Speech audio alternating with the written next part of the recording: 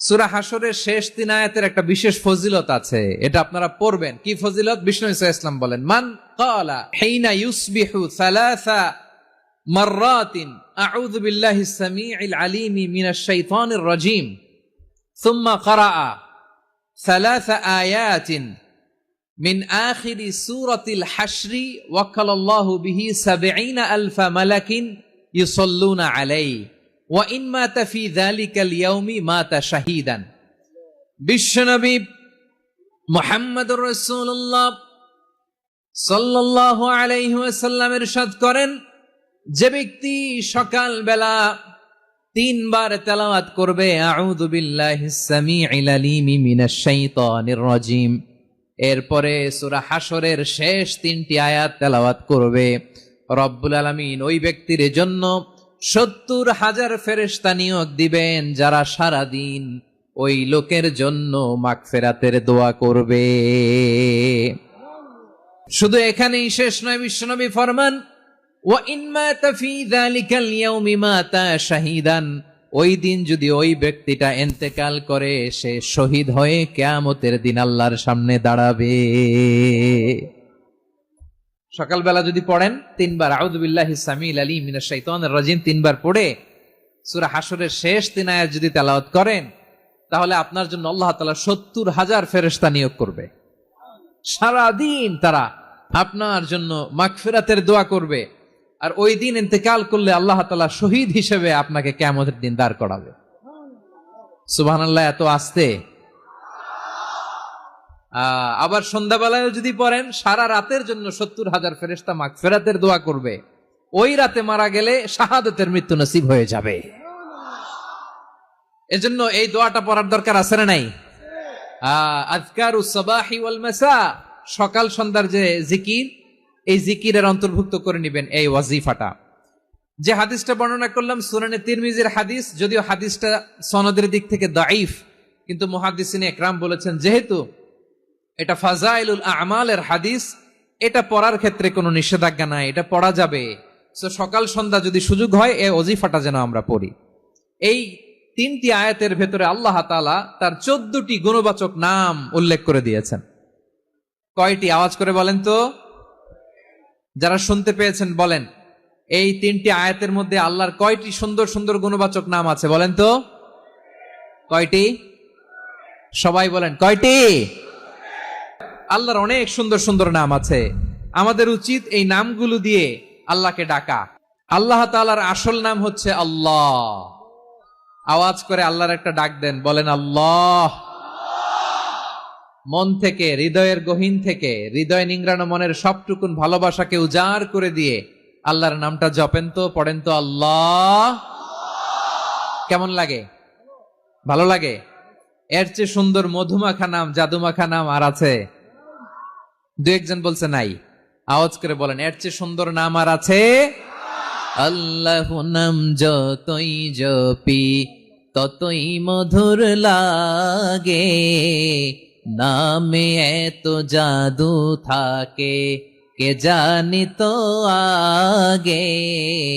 আল্লাহ নাম যতই জপি, ও নাম জপে প্রিয়তম, ও নাম জপে মজনু সম, ওই নামে পাপিয়া গাহে হৃদয় গোলাপে বাগে।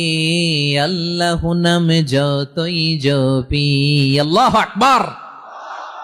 এত মধুর নাম আর দ্বিতীয়টা নাই, যতই জপি ততই ভাল লাগে, ঠিক কিনা বলেন?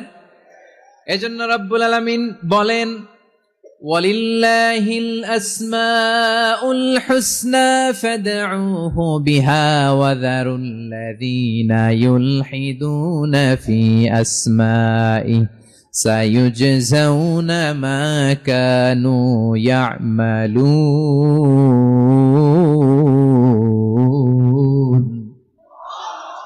আল্লাহ বললেন, আমার অনেক সুন্দর সুন্দর নাম আছে, অনেকগুলো গুণবাচক সুন্দরতম নাম আছে। তোমরা এই নামগুলো ধরে আমি আল্লাহরে ডাকো, আর যারা আমি আল্লাহর নামের বিকৃতি ঘটায় তাদেরকে তোমরা বর্জন করো, আর তারা দুনিয়াতে যা করেছে আখিরাতের ফল তারা ঠিকই পাবে।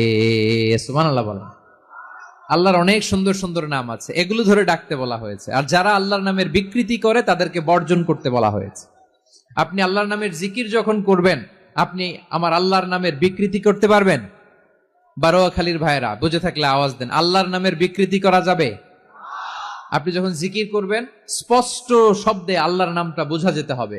সুবহানাল্লাহ, ওয়ালহামদুলিল্লাহ, লা ইলাহা ইল্লাল্লাহ, আল্লাহু আকবার। একসাথে মিলিয়ে করেন অথবা আলাদা আলাদা করেন, অথবা শুধু আল্লাহ আল্লাহ এই নামের জিকিরও যদি করেন, স্পষ্ট বোঝা যাইতে হবে। আল্লাহর নামের বিকৃতি করা যাবে, কিন্তু আল্লাহর নামের বিকৃতি করে জিকির এদেশে আছে না নাই? আছে। দেখবেন জিকিরের মধ্যে হুই হুই হুই হুই হুই এরকম করতেছে, আছে না নাই? সবাই মিলে লাফাচ্ছে, দফাচ্ছে, মাথা ঝুলাচ্ছে, আর কি কি যেন বলে, ওইটার মধ্যে আমি আল্লাহর নাম খুঁজে পাই না, এরকম আছে না নাই? হ্যাঁ, হই হই করে কিম্ভূত কিমাকার অদ্ভুত আওয়াজ করে তারা জিকির করে, সেখানে আল্লাহর নাম নাই। এই জিকির আল্লাহর কাছে গ্রহণযোগ্য হবে? আল্লাহ বলেন ওয়াযারুল্লাযীনা ইউলহিদুনা ফি আসমাইহি, খবরদার আমার নামের যারা বিকৃতি ঘটায় তাদেরকে তোমরা বর্জন করো। এজন্য জিকির যখন করব সুস্পষ্ট ভাবে আল্লাহ তাআলার নাম সেখানে থাকতে হবে, ঠিক কিনা বলেন? আবার আল্লাহ বলেন যেমন মনে চায় তেমন জিকির তোমরা করো না।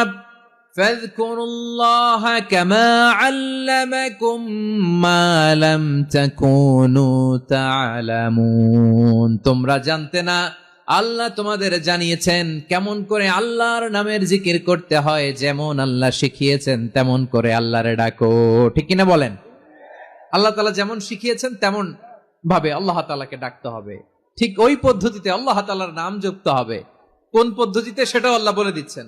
আল্লাহ তাআলা বললেন ওয়াজকুর রাব্বাকা ফি নাফসিকা তাদাররুআন ওয়া খীফাতান ওয়া দুনাল জাহরি মিনাল কওলি বিল গুদুই ওয়াল আসাল ওয়া লা তাকুম মিনাল গাফিলিন, খবরদার আল্লাহর নামের জিকির করো, আল্লাহকে ডাকো।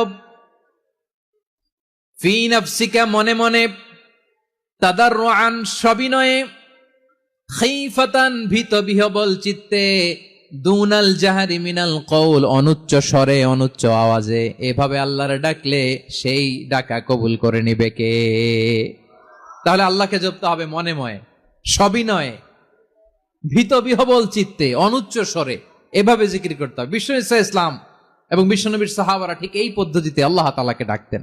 তাহলে এই যে আল্লাহ তাআলার সুন্দর সুন্দর নামগুলো আছে, এগুলো ধরে আমরা আল্লাহ তাআলার জিকির করব, তার প্রশংসা করব, তার পবিত্রতা বর্ণনা করব, তাহলে খুশি হবেন কে?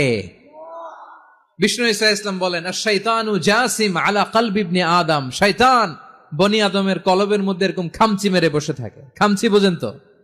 শয়তান বনি আদমের হৃদয়ে কলবে খামচি মেরে বসে থাকে। ফাইদা যাকারাল্লাহ খানাসা, যখন মানুষ আল্লাহর জিকির করে শয়তান দৌড়ে পালায়। ওয়াইদা গাফালা ওয়াসওয়াসা, আর মানুষ যখন অমনোযোগী হয়, গাফিল হয়, শয়তান আবার টেম্পটেশন দেয়, আবার ধোঁকা দেয়, আবার ওয়াসওয়াসা দেয়। এজন্য বিশ্বনবী বলতেন লা ইয়াজালু লিসানুকা রাতবান মিন যিকরিল্লাহ, সব সময় প্রতি মুহূর্তে সর্বক্ষণে তোমার জিহ্বাটা আল্লাহর জিকির দিয়ে ভিজা রাখবা, আল্লাহর জিকির দিয়ে সিক্ত রাখবা, তাহলে কবুল করবে কে? সবাই পড়েন সুবহানাল্লাহ, আলহামদুলিল্লাহ, লা ইলাহা সুবহান